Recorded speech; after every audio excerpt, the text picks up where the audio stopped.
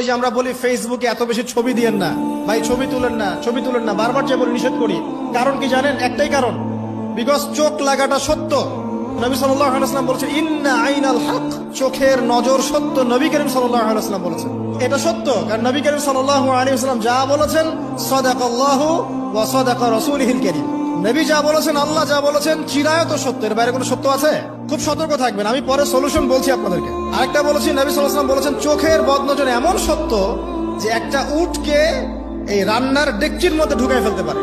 একজন সাহাবী গোসল করছিলেন, গোসল, এটা হাদিসে সহিহ, যে আলেম ওলামা যারা আছেন তারা জানেন যে এই হাদিসে সহিহ। একজন সাহাবী গোসল করছেন, তার গায়ের চামড়াটা খুব সুন্দর ছিল, একদম স্কিনটা অনেক সুন্দর থাকে না এমন কিছু মানুষ? আচ্ছা, এখন আরেকজন সাহাবী এই গোসল দেখছেন দূর থেকে, দেখে বলছেন যে কি চমৎকার তার শরীরের রংটা, যেন কুমারী নারীর মতো, অনেকটা এমন একটা কথা তিনি বলেছিলেন। সাথে সাথে